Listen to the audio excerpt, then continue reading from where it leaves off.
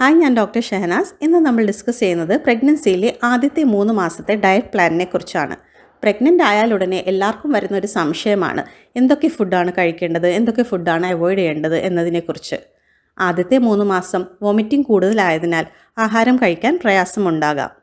Pregnancy confirm ചെയ്ത ഉടനെ നിങ്ങൾ ഡോക്ടറെ കാണുകയും വേണ്ട ബ്ലഡ് ടെസ്റ്റുകൾ, അതായത് അത്യാവശ്യമായി ഹീമോഗ്ലോബിൻ, ഷുഗർ, തൈറോയിഡ് എന്നിവ ചെക്ക് ചെയ്യേണ്ടതാണ്. അതിലെന്തെങ്കിലും ഒരു ഡെഫിഷ്യൻസി ഉണ്ടെങ്കിൽ അതിനു വേണ്ടിയുള്ള സപ്ലിമെൻറ്റ്സ് എടുക്കേണ്ടതുമാണ്. കാരണം ആ ഡെഫിഷ്യൻസി നമുക്ക് ഡയറ്റ് കൊണ്ട് മാത്രം നികത്താൻ സാധിക്കണമെന്നില്ല. പ്രഗ്നൻസിയുടെ ആദ്യത്തെ 3 മാസം തന്നെ കുഞ്ഞിൻ്റെ എല്ലാ ബോഡി പാർട്സും ഫോം ചെയ്യുന്നതാണ്. നിങ്ങൾക്ക് വോമിറ്റിംഗ് കൂടുതലുണ്ടെങ്കിൽ നിങ്ങൾ ഡോക്ടറെ സമീപിക്കുകയും അത് കുറയ്ക്കാനുള്ള മെഡിസിൻസ് എടുക്കുകയും ചെയ്യുക. വോമിറ്റിംഗ് കൂടുതലായാൽ ഡീഹൈഡ്രേഷൻ വരാം, ഇലക്ട്രോലൈറ്റ് ഇംബാലൻസ് വരാം.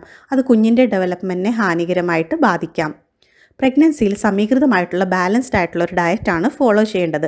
അത് നിശ്ചിതമായ അളവിൽ കാർബോഹൈഡ്രേറ്റ്സ്, പ്രോട്ടീൻസ്, ഫാറ്റ് എന്നിവയെല്ലാം ഉൾപ്പെടുത്തണം. കാർബോഹൈഡ്രേറ്റ്സിൽ അരി ആഹാരം, ഗോതമ്പ്, മില്ലറ്റ്സ്, റാഗി എന്നിവ ഉൾപ്പെടുത്താം. പ്രോട്ടീൻസിൽ മുട്ട, പാല്, ഫിഷ്, മീറ്റ്, പയറുവർഗ്ഗങ്ങളെല്ലാം ഉൾപ്പെടുത്താം.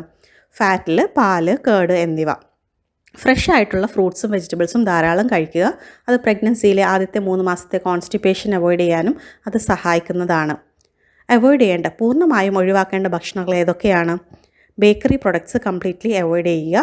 പ്രോസസ്ഡ് ആയിട്ടുള്ള മീറ്റ്, ഫിഷ് എന്നിവ അവോയ്ഡ് ചെയ്യുക. പിന്നെ ഹൈ ഷുഗറി ഫുഡ്, എയറേറ്റഡ് ആയിട്ടുള്ള സോഫ്റ്റ് ഡ്രിങ്ക്സും പ്രഗ്നൻസിയിൽ ഒട്ടും തന്നെ ഹെൽത്തി അല്ല. അതും പൂർണ്ണമായും ഒഴിവാക്കേണ്ടതാണ്.